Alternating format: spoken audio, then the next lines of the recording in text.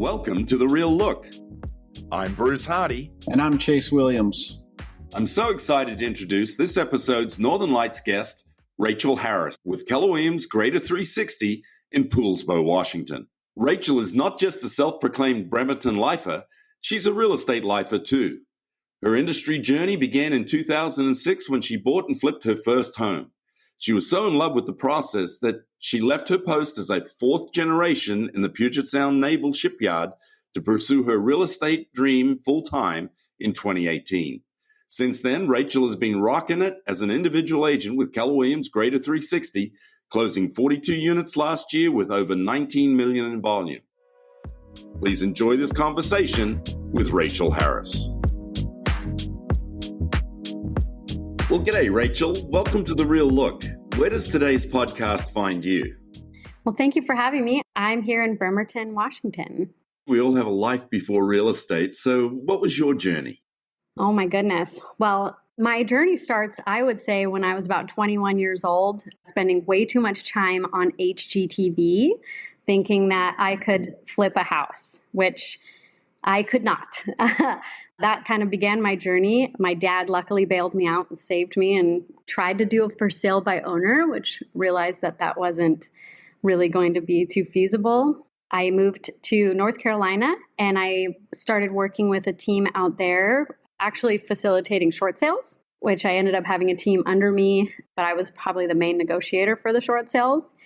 And then I moved home to Bremerton. It was the land of very little opportunity back then. So I got a job with the government here. I went through the apprenticeship program for electronics mechanic, and I was a submarine repair lady for about 5 years. A submarine repair lady. So what is a submarine repair lady? You took the words right out of my mouth, Bruce.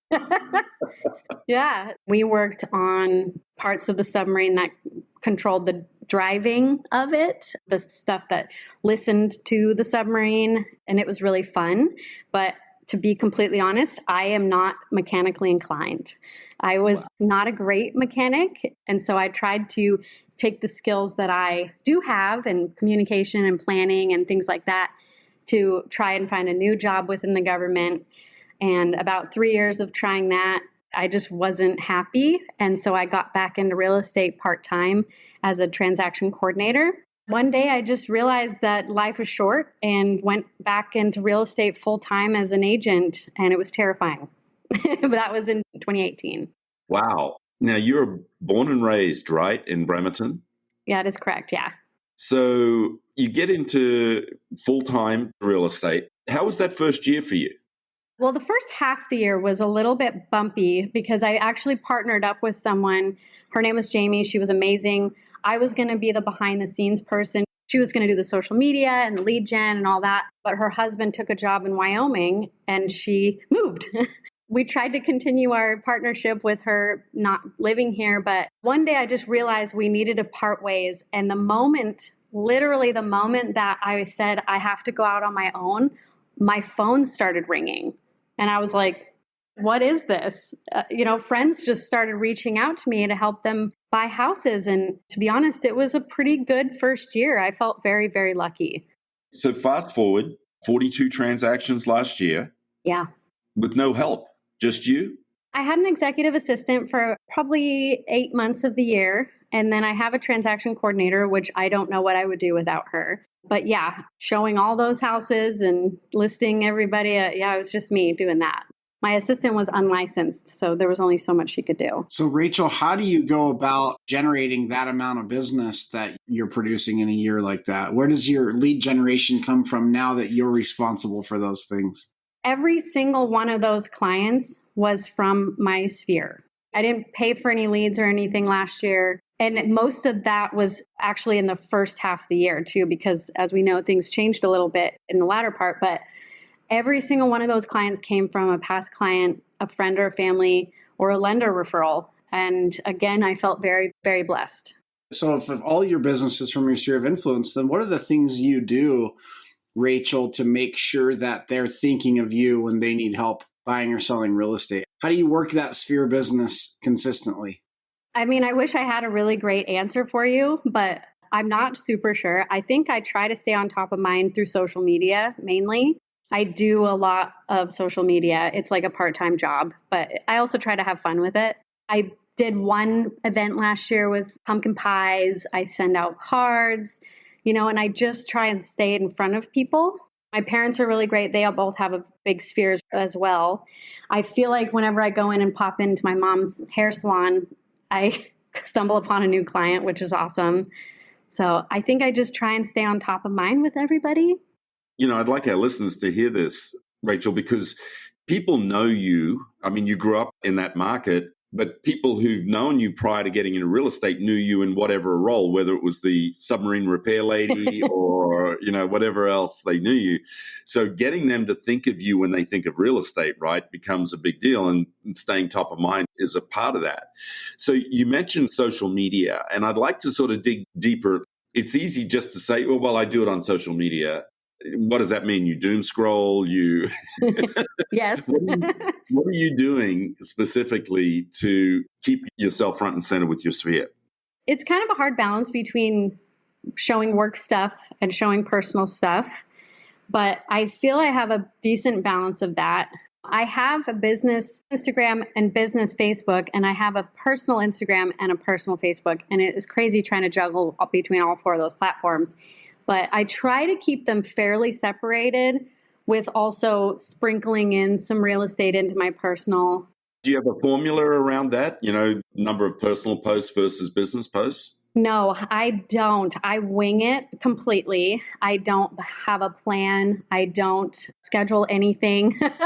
But if I have an idea or if I have something I want to say, it usually comes to me like in the shower, and then I get out of the shower and I'm sitting on the bathroom floor and I'm typing everything up. And I do a lot of lifestyle shoots with me and my dog. His name's Frank. He's my co-pilot. And I just post a picture with it. But I try to be educational, and I also try to be entertaining, try to follow those algorithm needs or whatever. I just post whenever I feel like it. And sometimes I'll take a break if I need to. And how do you know, are you able to measure whether or not you're being effective with that? I feel like I get a pretty decent amount of reactions and comments, and I try to stay engaging with people. I think the most I have is on my personal Facebook page. That's where I have like more friends and more interactions. But I also feel like when I post my hiking adventures and things like that gets more engagement. But then I'm also like, but don't forget, I'm in real estate. That's exactly right. Yeah. You mentioned your transaction coordinator and that being like a really important part of leverage for you in the business, right? I think you said something like you can't imagine life without her. So tell me about the decision to bring that support and leverage into your business and how you went about doing that. So 2020 was bananas, as I'm sure it was for everybody. I don't know what was going on that year. It was crazy.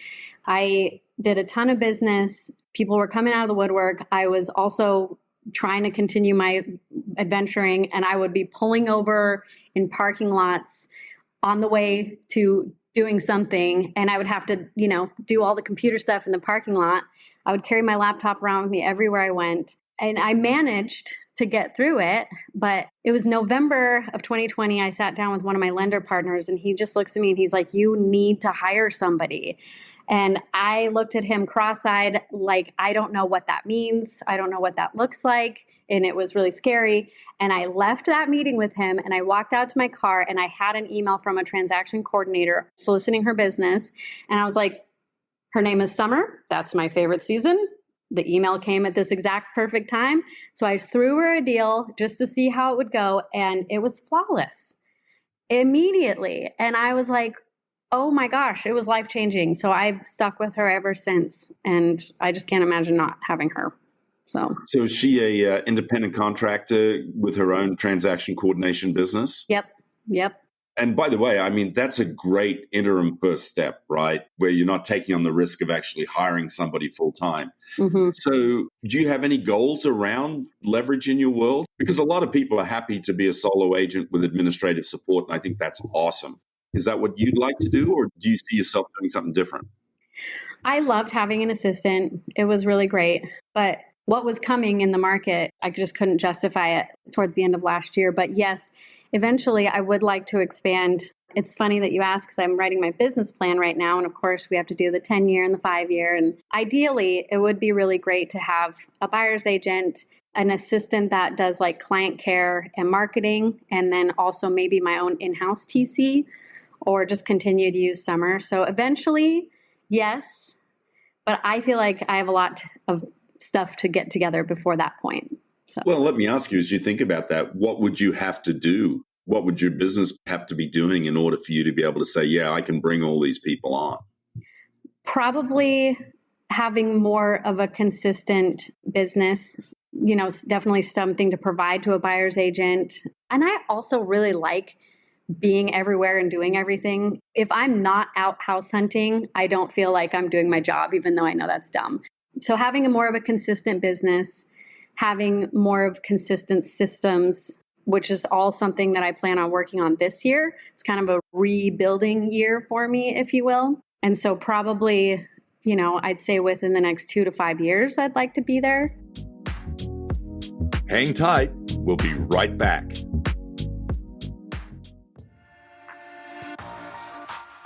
Support for today's podcast provided by Keller Covered.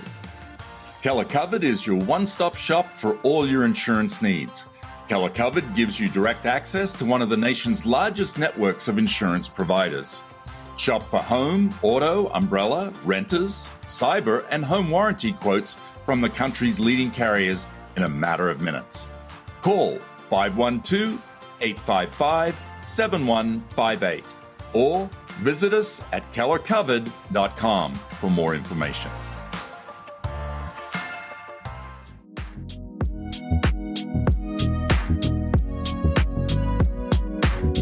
I'm curious because you mentioned what you experienced in the market in the back half of last year. You talk about this year kind of being a rebuilding year in your words. Like, tell us, what does that really mean to you? And then what specific things are you doing to rebuild and prepare for the future as you described it? Systems, I don't have even just today, I was sitting down and I utilize a website called Postables for all of my greeting cards, my birthday and my anniversary cards.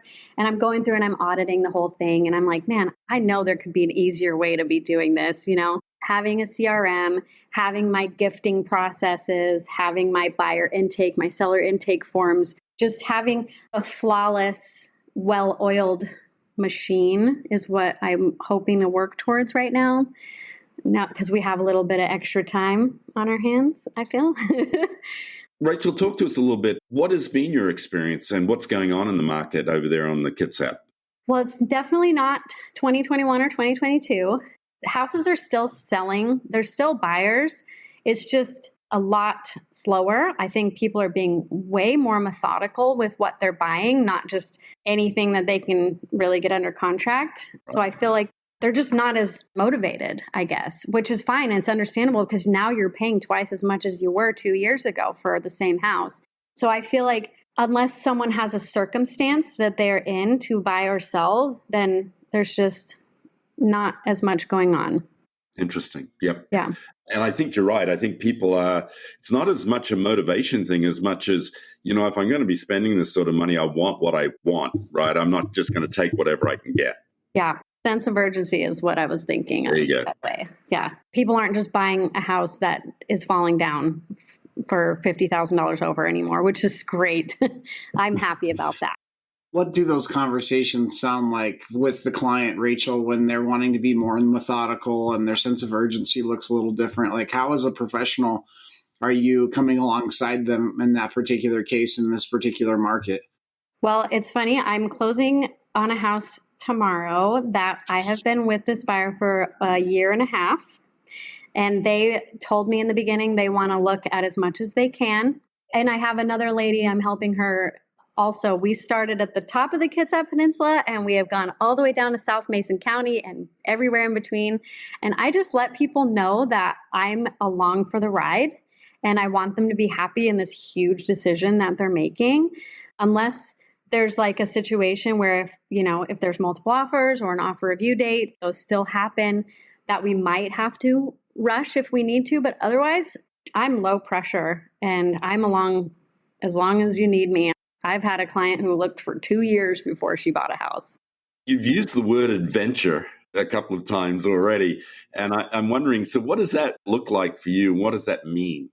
Personally, I really enjoy the outdoors. One of the gals in our office, Jen and I, we actually went to Italy this summer, which was a huge focus for my year this year, was getting prepared to go to Italy. And we went and we did a 35-mile trek through the Italian Dolomites. It was a hut-to-hut hike, which we stayed in like bunk houses with 10 other ladies.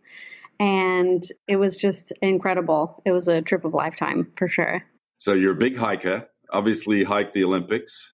I've coined Kitsap County to be the gateway to adventure because we are only a couple of hours to the Olympics, a couple of hours to the other side of the water, south. We've got a lot of adventures right here around us. I know when we asked in preparation for this, you said that one of the key things that you do is you bring fun to the process for your clients. So what does that look like? I mean, I try to gauge who my client is and their personality, but I really like to have a good time while we're out house hunting or listing because this whole process can be really stressful. And one of my biggest goals is to make it as least amount of stress as you can possibly have. Like one of my buyers that we went and we checked out 1 million houses one weekend and we named all of them, so we could try to remember. I like to take photos, while we're out house hunting. I just try to be myself with them so that they're comfortable with this process. So, Rachel, you mentioned that you are in kind of the business planning season, and you talked about 5 years, 10 years.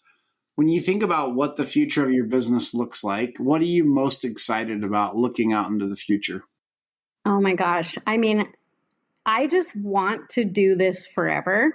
I love this job. It is what I'm supposed to be doing. I like to say I burned the boats when I left the government because it's a very comfortable job. But when I look down the line, I know I'm going to be doing this. There's a couple that have been in real estate forever they're my mom's best friends. And I'm like, I hope I'm like them when I'm that age. And they're just referral based and they do it when they need to. Like, I don't have any plans on retiring. I just don't know if I want to hustle this much. Yeah. Hence the leverage, right? Love that. So, Rachel, I like to ask this question, and that is, based on what you know today, if you were to go back and talk to your younger self and give yourself advice, what advice would you give? If I could go back in time, when I moved home in 2010, gosh, I wish that I would have just gotten back into real estate when I got home. I tried in 2012, but there was way too much life going on and I was trying to do it part-time and you can't do this job part-time. And I was trying, but I wish I could have trusted myself enough to have just stayed in it here and built a business because I have no idea where I could be right now, 13 years later.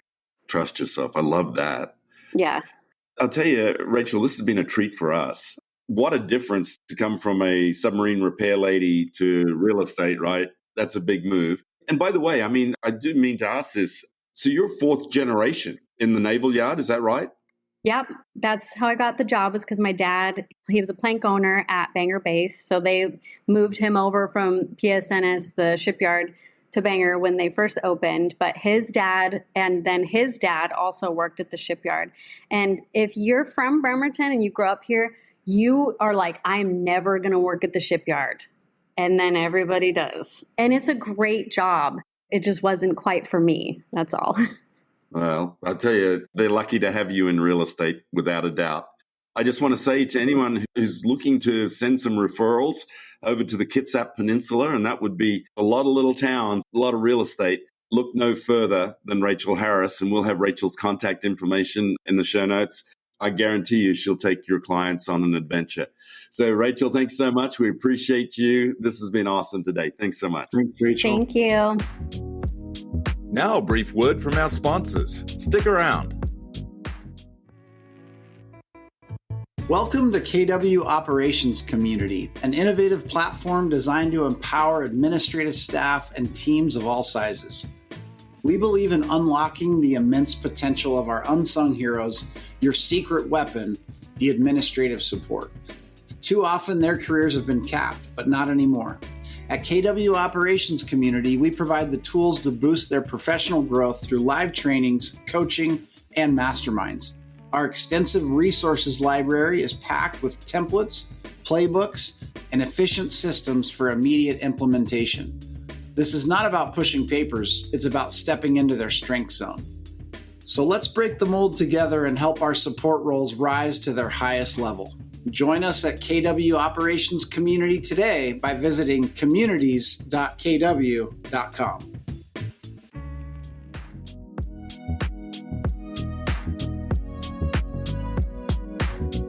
Gosh, Chase, Rachel's fun.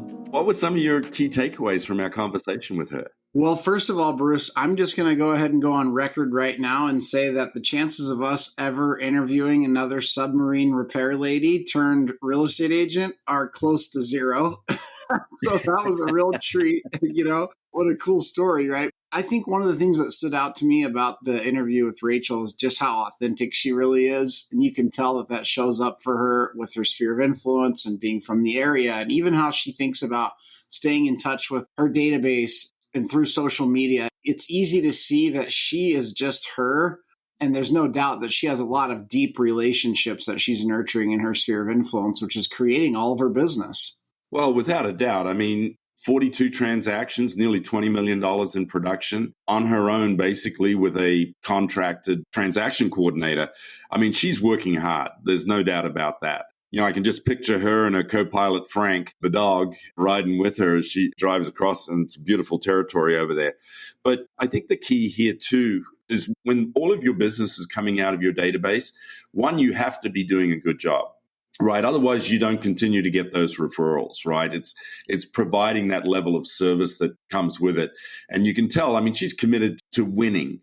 When I say that, it came to me when she said, I'm an electrical mechanic and I'm not very mechanical. Right. What I thought about there was, oh, my gosh, you know what? Even if because I've said that often about myself, is I'm not mechanical.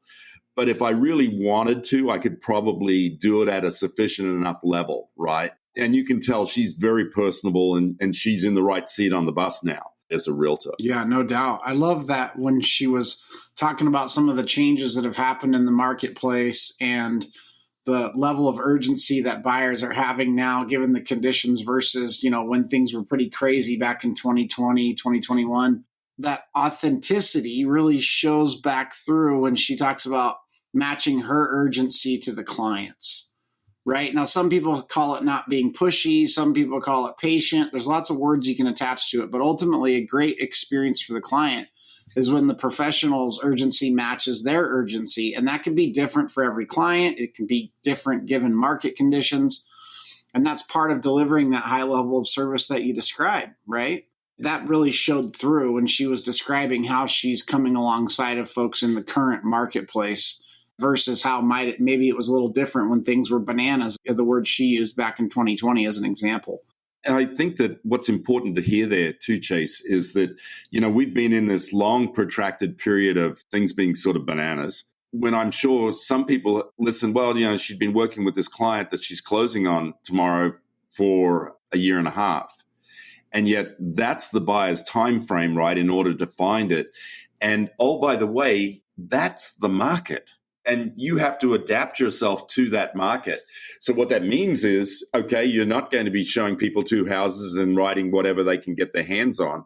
Instead, now they're going to be looking for something that they really like and they really want. And you just have to be aware of that, right? You're not going to be able to just slam people into a home. So you need to have enough people in your pipeline to go make that work for you financially. Yep, that's exactly right. And I just love, Bruce, when we asked her about, what she was excited about in the future. She has no doubt that she wants to be doing this forever. In her words, no exit strategy. Matter of fact, the opposite of that, figure out how to do it forever. And I just love that joy and passion for what she's doing. And there's no doubt that that shows through in her social media posts and how she cares for her clients and the way that she nurtures and touches her sphere of influence. She just takes a lot of pride and gets a lot of joy from what she's doing to serve others. And shouldn't we all be so lucky to find that level of joy in taking care of other people in what we do for work? And I have no doubt that she's going to continue to do it at a high level for a long time. And you can even hear some of that going through her mind as she plans out her business. How she does it might be a little bit different. And yet the opportunity to still do that for a long, long time is something that she's absolutely thrilled with. Next week's Northern Lights guest is Andrew L. Anderson, author, speaker, master teacher trainer, and certified life transformation and business productivity coach. We'll see you next week on The Real Look. This podcast is produced by Marissa Frost. Visit KWNWR.com to access the show notes from today's episode. Head over to Apple, Google, or Spotify, or really any major streaming platform to subscribe, and don't forget to leave us a review. Thanks again for listening to The Real Look.